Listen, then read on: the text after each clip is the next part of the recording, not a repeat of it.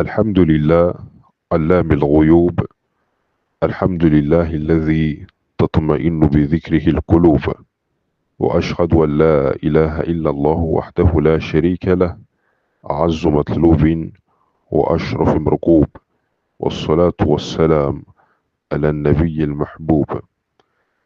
فسنواصل اليوم إن شاء الله بالصفحة 99. Donc nous allons poursuivre à la page numéro 99, toujours à propos du Qadar. Wa ahlu sunnati wal jama'a, les gens de la sunna et du groupe, yu'minuna bi anna Allah subhanahu wa ta'ala yuhibbu ta'ata wa ya'muru biha.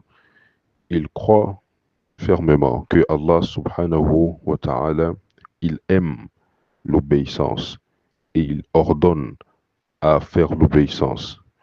Wa yukafi'u alayha, et que Allah subhanahu wa ta'ala, il récompense les gens pour l'obéissance. Wa yakrahu al-ma'siya wa yanha anha wa yu'aqibu alayha. Et il croit également que Allah subhanahu wa ta'ala, il déteste la désobéissance, il interdit cela et qu'il châtie pour cela. Wa yahdi man yasha bi fadlihi wa mannihi. Et que Allah subhanahu wa ta'ala, il guide celui qu'il veut par sa grâce. وَيُضِلُّ مَن يَشَاءُ بِعَدْلِهِ وَحِكْمَتِهِ. Et que Allah subhanahu, il enlève du droit chemin, c'est-à-dire il égare celui qu'il veut par sa justice et sa sagesse. قال الله تبارك وتعالى. Allah subhanahu wa ta'ala, il dit à cet effet: إن تكفروا فإن الله غني عنكم. Si vous mécroyez, c'est-à-dire que si vous ne croyez pas, فإن الله غني عنكم. Sachez que Allah subhanahu, il se passe de vous. ولا يرضى لعباده الكفر. Et que Allah, il n'accepte pas la mécréance, il n'agrée pas la mécréance. وإن تشكروا يرضاه لكم. Et bien par contre, si vous êtes reconnaissant, Allah il agrée cela. وَلَا تَزِرُ وَازِرَةٌ وِزْرَ أُخْرَى. Sachez que aucune âme, aucun pécheur ne va supporter les péchés d'autres personnes. وقال تعالى: وَاعْلَمُوا أَنَّ فِيكُمْ رَسُولَ اللَّهِ. Et sachez que parmi vous, il y a le messager d'Allah, sallallahu alayhi wa sallam.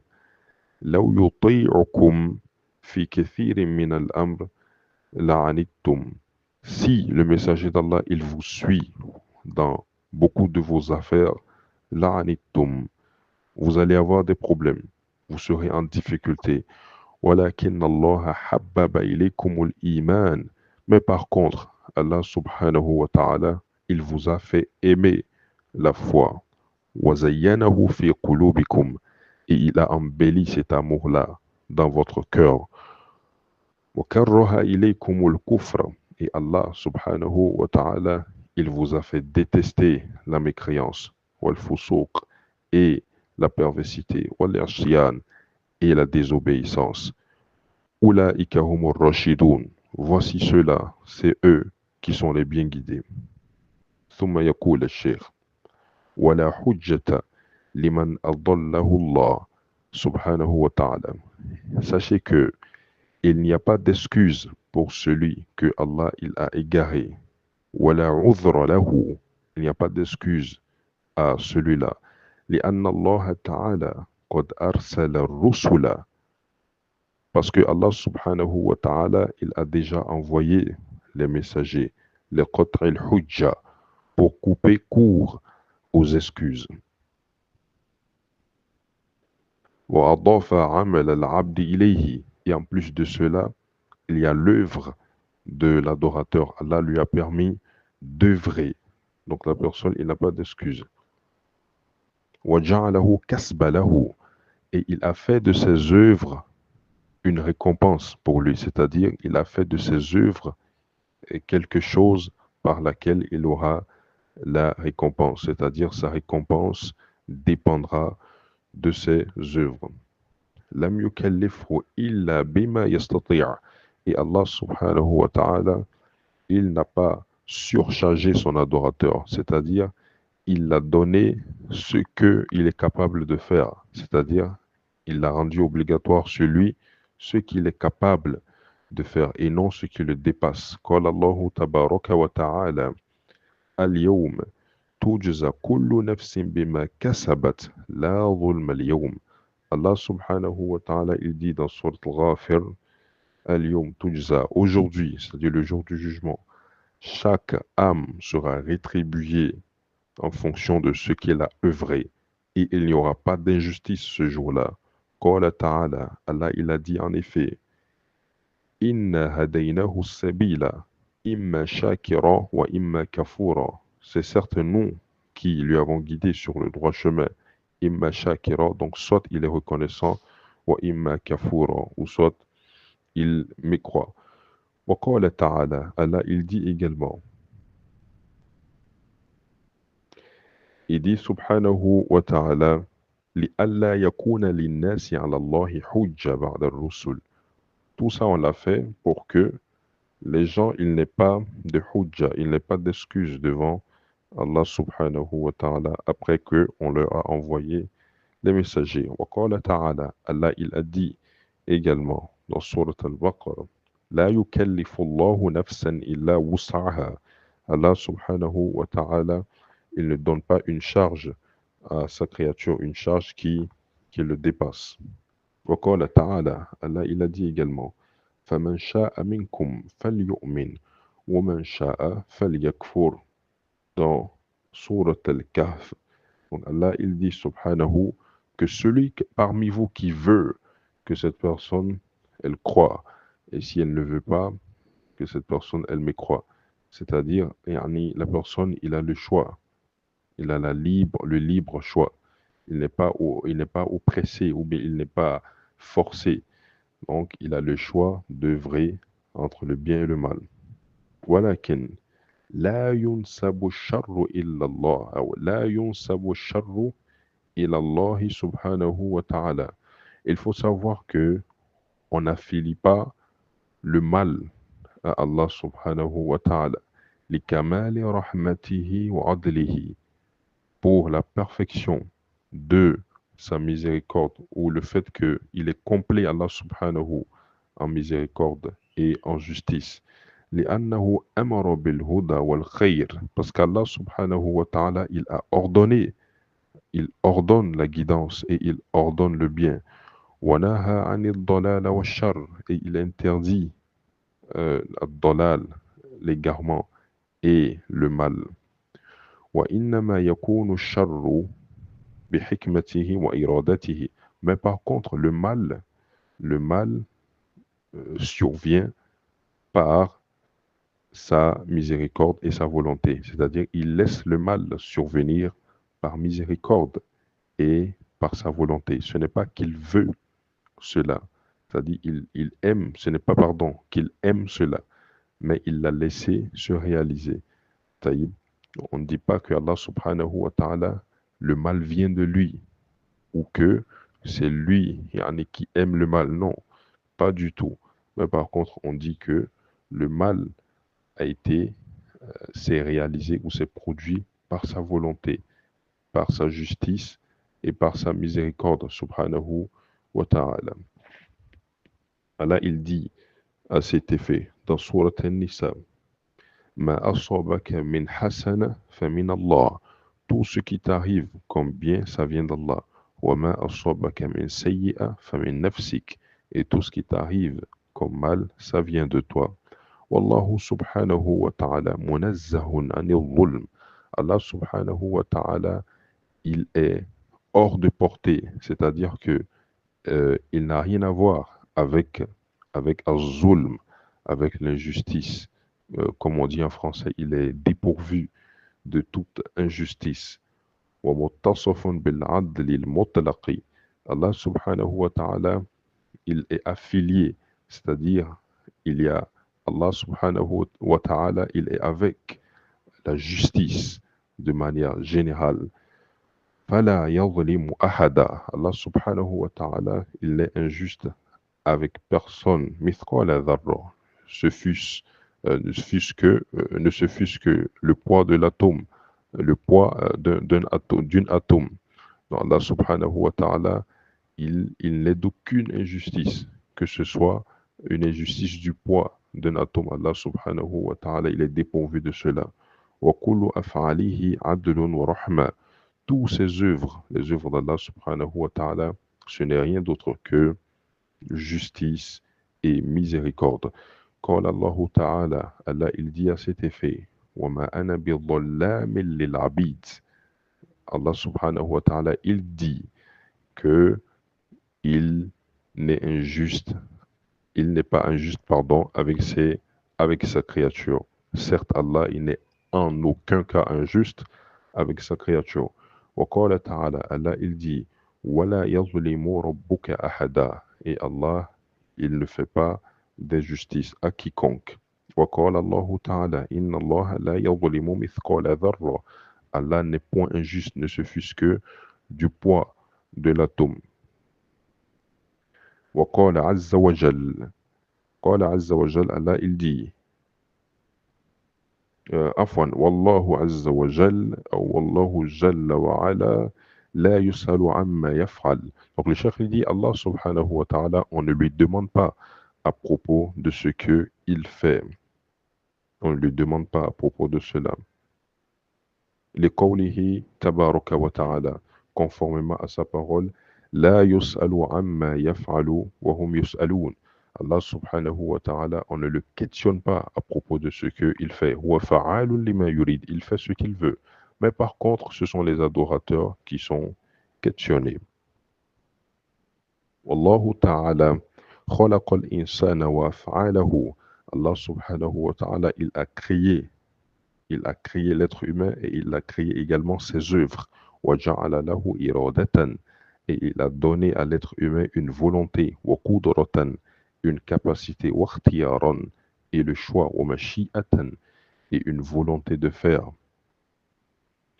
وَوَهَبَ اللَّهُ لَهُ لِتَكُونَ أَفْعَالُهُ مِنْهُ حَقِيقَةً وَلَا مَجَازًا. Donc Allah lui a donné, c'est-à-dire il a donné à l'être humain toutes ces choses-là pour que ses œuvres, elles proviennent de lui vraiment en réalité et non que ce soit quelque chose qui est figuré. ثُمَّ جَعَلَ لَهُ عَقْلًا يُمَيِّزُ بِهِ بَيْنَ الْخَيْرِ وَالشَّرِّ. Donc Allah subhanahu wa ta'ala, il a donné une raison à l'homme, puis il lui a donné une raison afin qu'il puisse distinguer entre le bien et le mal. وَلَمْ يُحَاسِبْهُ إِلَّا عَلَى أَعْمَالِهِ التي هي بإرادته واختياره. Et Allah, il ne va pas juger l'être humain, c'est-à-dire il ne le juge pas, sauf si ce n'est avec ses œuvres qui découlent de sa volonté, c'est-à-dire la volonté de l'être humain lui-même et de ses choix. فَالْإِنسَانُ غَيْرَ مُجْبَرٍ بَلْ هُوَ أو بَلْ لَهُ مَشِيئَةٌ واختيار. Donc l'être humain, il n'est en aucun cas contraint. Donc il n'est pas mujbar, contraint, comme certaines sectes, elles l'affirment.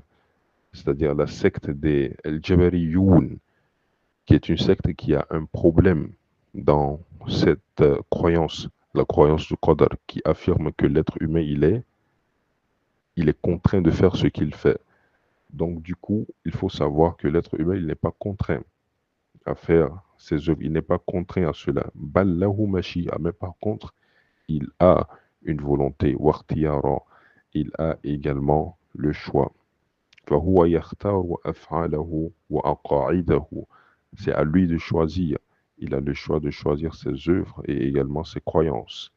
إلا أنه تابع في مشيئته لمشيئة الله. Sauf que la volonté de l'être humain, elle suit la volonté d'Allah subhanahu wa ta'ala. Wa kullu ma sha'a Allahu kana. Et tout ce que Allah subhanahu wa ta'ala il veut, elle se réalise.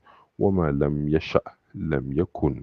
Et ce que Allah subhanahu wa ta'ala il ne veut pas, elle ne se réalise pas. Fallahu ta'ala huwa al-khaliqu li af'ali al-ibad. Allah subhanahu wa ta'ala, sachez qu'il est le créateur des œuvres des adorateurs. وَهُمْ فَاعِلُونَ لَهَا. Et eux, ils sont des œuvreurs. Ils œuvrent ces œuvres-là que Allah il a créées. فَهَذِهِ أو فَهِيَ مِنَ اللَّهِ خَلْقًا وَإِيجَادًا. Et donc les œuvres, elles proviennent d'Allah en matière de création et en matière de mise en place, وتقديرا, et en matière de prédestination, ومن العبد فعلا وكسبا. Et le fait d'œuvrer ces œuvres-là et d'être récompensé, d'être rétribué à propos de cela, ça vient du serviteur. Donc je reprends.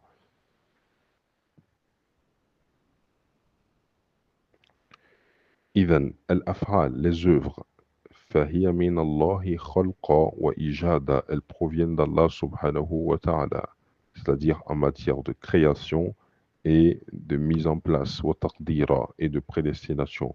فمن العبد فعلا وكسبا, mais elles proviennent de du serviteur en matière de réalisation, c'est-à-dire réalisation de ces œuvres-là et de rétribution à propos de cela. قال الله تعالى, Allah il dit, فَمَنْ شَاءَ مِنْكُمْ أَنْ يَسْتَقِيمَ. Celui qu'il veut, celui parmi vous qui veut, il n'a qu'à se mettre sur le droit chemin. وَمَا تَشَاءُونَ إِلَّا أَنْ يَشَاءَ اللَّهُ رَبُّ الْعَالَمِينَ. Et vous ne pourriez vouloir que si Allah subhanahu wa ta'ala, il a voulu, Seigneur des mondes. C'est-à-dire que la volonté de l'être humain, elle est sous la volonté d'Allah subhanahu wa ta'ala. Voilà pourquoi on dit Al-Qadar, la prédestination, Sirrullah lil ibad ou lil ashya. C'est le secret d'Allah pour les créatures, c'est le secret d'Allah pour la création d'Allah, pour sa création. On ne cherche pas à entrer en profondeur là-dedans, mais on sait que tout ce que nous faisons est sous le contrôle d'Allah subhanahu wa ta'ala, et même que Allah, il nous laisse la capacité de réfléchir, la capacité de choisir, la volonté et tout ce qui va autour. Et nous serons rétribués en fonction de cette volonté-là. ولقد رد الله تعالى على المشركين حين احتجوا بالقدر وقالوا. Allah subhanahu wa ta'ala, il a répliqué aux associateurs lorsque ils se sont justifiés de leurs mauvaises actions avec le qadar. Ils ont dit, Law sha'a Allahu ma ashrakna. Ils ont dit cela dans Surat Al-An'am. Law sha'a Allahu ma ashrakna. Dans le verset numéro 28. Ils ont dit, si Allah voulait, on n'allait pas associer. Voilà, aba'una. Et nos parents également, ils n'allaient pas être associateurs. Voilà, harramna min shay. On n'allait pas interdire ce qui était légal. Allez, si Allah il avait voulu, on n'aurait pas fait du mal. Donc Allah subhanahu, il les a répondus toujours dans la même surah. Faraddallahu alayhim kadhbahum biqawlihi ta'ala. Et Allah il a dit, subhanahu, قُلْ هَلْ عِنْدَكُم مِّنْ عِلْمٍ فَتُخْرِجُوهُ لَنَا. Est-ce que vous avez une science à propos de ce que vous êtes en train de dire là? Alors il faut la faire sortir pour nous. إِن تَتَّبِعُونَ إِلَّا الظَّنَّ. Mais plutôt vous ne faites que suivre des conjectures. وَإِنْ أَنْتُمْ إِلَّا تَخْرُصُونَ. Et vous êtes certes des menteurs. Et donc voilà la réplique que Allah subhanahu wa ta'ala il leur a donné à propos de cela. Wa ahlu sunnati wal jama'a. Les gens de la sunna et du groupe. يعتقدون أن القدر سر الله في خلقه. Les gens de la sunna et du groupe, ils croient que le qadar, c'est le secret d'Allah pour sa création. لم يطلع عليه ملك مقرب ولا نبي مرسل.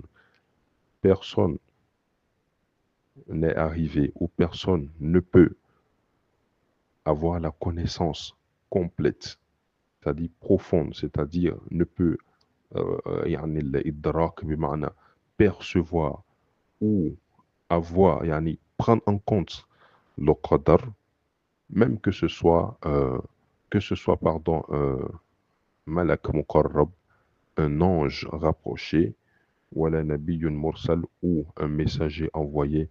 Personne ne peut avoir la connaissance à propos de ce qadar. La ya'lamuhu ahadun. Personne ne connaît cette affaire de qadar min al-khalq parmi les créatures illa ba'da wuku'ihi, sauf après que la chose ne se soit réalisée, c'est-à-dire la prédestination. Personne ne peut savoir cela.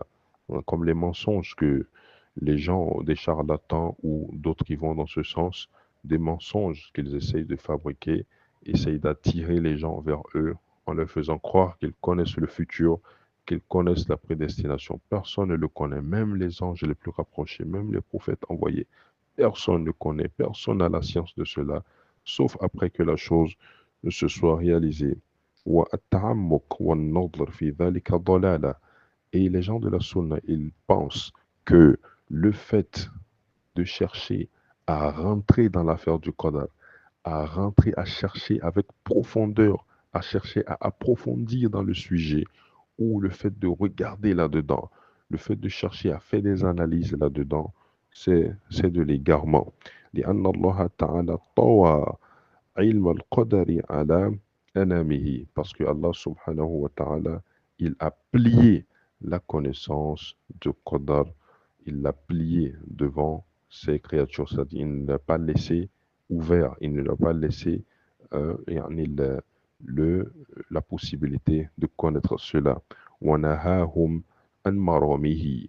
Et Allah subhanahu an maramihi. Donc Allah subhanahu wa ta'ala, il les a interdits d'aller sur la voie qui consiste à se demander c'est comment le qadar, comment est-ce que c'est, commencer à se poser des questions par rapport à cela. Allah, il les a interdits d'aller sur cette voie-là. قال الله تعالى, Allah subhanahu wa ta'ala, il dit لا يسأل عما يفعل. On ne le questionne pas. Allah subhanahu, lui, on ne le questionne pas à propos de ce qu'il fait. وهم يسألون. Mais par contre, ce sont les serviteurs qui sont questionnés dans Surat Al-Anbiya. وأهل السنة والجماعة. Et donc pour finir, أهل السنة والجماعة, les gens de la sunna et du groupe, يسلمون التسليم مطلقا لقوله تبارك وتعالى. Donc les gens de la sunna, ils se soumettent totalement et de manière générale à la parole d'Allah subhanahu wa ta'ala qui dit كل كل من عند الله, dit toute chose vient d'Allah. فما لهؤلاء القوم لا يكادون يفقهون حديثا. Et qu'est-ce que ces gens-là, ils ont à ne pas comprendre la parole, à ne pas comprendre la parole d'Allah subhanahu wa ta'ala. كل من عند الله, dit toute chose, elle vient d'Allah subhanahu wa ta'ala. ويحاجون به من خالفهم. Et les gens de la sunna, ils se justifient, il justifie avec cela les gens qui font quoi? Qui les contredit. Les gens de l'égarement, les gens des groupes qui ne se contentent pas du Coran et de la Sunna selon la compréhension des premiers musulmans. Ces gens-là, donc les gens de la Sunna, ils font quoi? Ils se justifient avec tout ce que nous venons de dire. Voilà comment ils se justifient vis-à-vis de ces gens-là qui essayent de rentrer dans le Qadar, des gens qui disent que le Qadar n'existe pas, ou ceux qui disent que l'être humain il est contraint à faire ce qu'il fait, ou ceux qui disent encore qu'ils connaissent le Qadar. هذا ما كان يؤمن به السلف الصالح. Donc le cheikh il dit voilà ce sur quoi, voilà ce à quoi les salaf salih ils croyaient. Les salaf salih ici, c'est-à-dire les premiers musulmans, les pieux prédécesseurs, min as-sahaba, parmi les compagnons, wa tabi'in, et ceux qui les ont suivis, وَمَنْ تَبِعَهُمْ بِإِحْسَانٍ, et ceux qui les ont suivis sur le bien, رِضْوَانُ اللَّهِ تَعَالَى عَلَيْهِمْ أَجْمَعِينَ. Et voilà ce sur quoi nous avons terminé le chapitre du Qadar à la page numéro 102 dans le document Al-Wajiz في عقيدة السلف الصالح أهل السنة والجماعة بإعداد الشيخ عبد الله بن الحميد الأثري حفظه. Et donc voilà ce sur quoi nous allons nous arrêter aujourd'hui. Un petit ajout pour ceux qui écoutent toujours, c'est qu'il faut savoir en réalité que les gens de la Sunna et du groupe Ahlus Sunnah wal Jama'a, ce sont des gens qui ne s'accrochent à rien du tout, si ce n'est, c'est-à-dire, ce sont des gens qui ne s'accrochent pas à quelqu'un. qui ne s'accroche pas à des gens, qui ne s'accroche pas à des idéologies nouvelles ou qui ne s'accroche pas à des personnalités. Tijaniyoun, Ahmed Tijani, ou Hassan al-Banna, ou qui s'accroche à des gens, à Sayyid Qutb, ils ne s'accrochent pas à des gens et à leur idéologie. Mais par contre, ils s'accrochent au Coran et à la Sunna, comme l'a ordonné le messager, et tout cela, l'accrochage au Coran et à la Sunna, selon comment les premiers musulmans l'ont compris, c'est-à-dire selon la compréhension des premiers musulmans, c'est des Sahaba, parmi les Sahaba et ceux qui les ont suivis. Et vous verrez que leur compréhension de l'islam, c'est-à-dire les premiers musulmans, que ce soit parmi les compagnons ou ceux qui les ont suivis, leur compréhension de l'islam, c'est-à-dire du dogme, de la source, de la base même de l'islam, elle ne varie pas. Elle est toujours la même.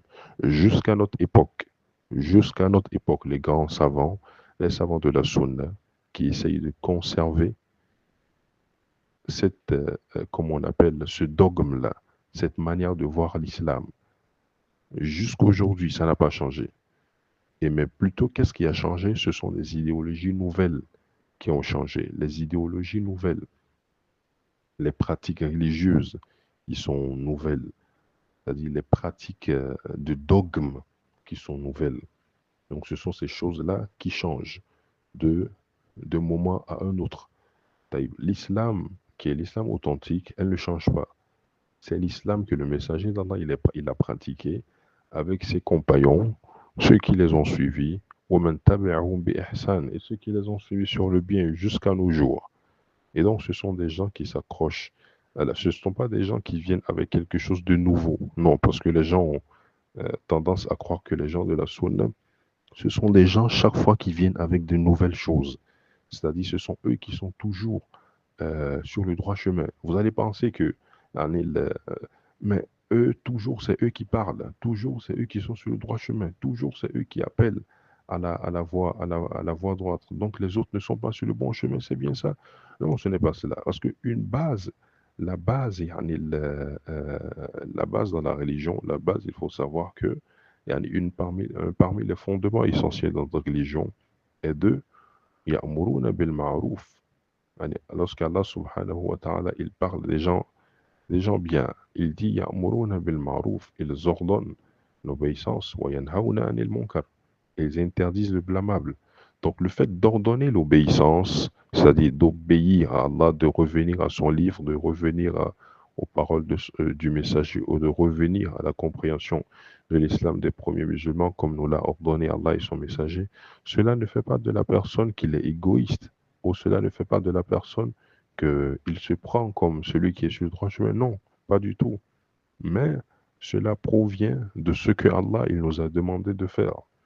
Et non de faire comme les autres ils font, c'est-à-dire qu'ils essayent de cacher la vérité pour faire passer, pour mettre en avant certaines choses.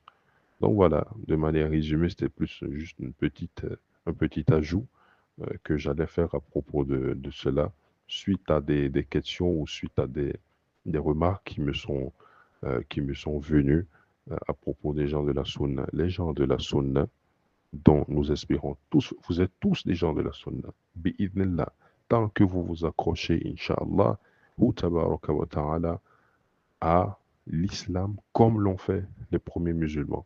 Et tant que vous délaissez les nouvelles choses, comme le messager d'Allah, il le disait dans chacune de ses prêches du vendredi, Inna kulla muhdathatin bid'a.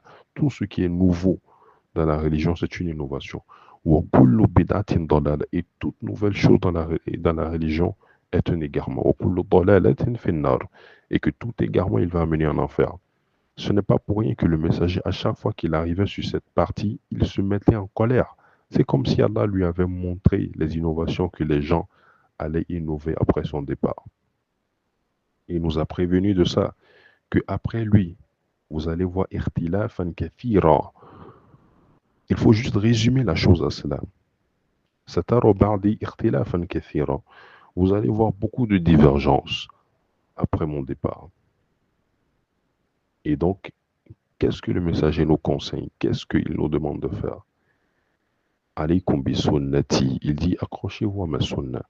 Wa sunnati al-khulafa ar-rashidin. Donc accrochez-vous à la sunna des khulafa, c'est-à-dire des prédécesseurs bien guidés.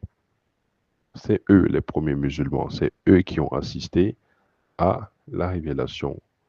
Et donc, c'est eux qui ont compris le sens des versets, des paroles prophétiques. Parce qu'on peut prendre les versets du Coran aujourd'hui et les interpréter comme l'on veut, former des nouvelles idéologies avec le Coran et la Sunna. Tout le monde aujourd'hui dit, je suis le Coran et la Sunna. Tout le monde dit cela. Mais en réalité, qui le suit vraiment? N'est-ce pas les compagnons qui savent comment est-ce qu'il faut suivre le Coran et la Sunna? N'est-ce pas eux qui ont été témoins de la révélation et qui ont la compréhension correcte de ces deux piliers? Bien sûr que oui. Voilà pourquoi le messager nous a mentionné, suivez ma Sunna et la Sunna de mes compagnons. Vous voyez? Donc voilà pourquoi il est important de revenir à cette source-là à chaque fois, dans tous les sujets de dogme, que ce soit des sujets de dogme, surtout les sujets de dogme, parce que ce sont des sujets qui font sortir la personne de l'islam ou qui le font rester. J'ai dit, voilà, d'où l'importance de tailler une grande importance à rester sur le dogme pur. Comment est-ce que les compagnons, ils ont compris ce dogme-là? Et voilà ce que nous lisons, voilà l'objectif, c'est tel est l'objectif de notre lecture de ce livre-là, El-Wadi, ce livre béni. Nous demandons à Allah subhanahu wa ta'ala de nous faire profiter au maximum de ce livre-là et d'accepter de nous, innahu waliyu dhalika wal qadiru alayhi. Wa sallallahu ala nabiyyina Muhammad wa alihi wa sahbihi ajma'in.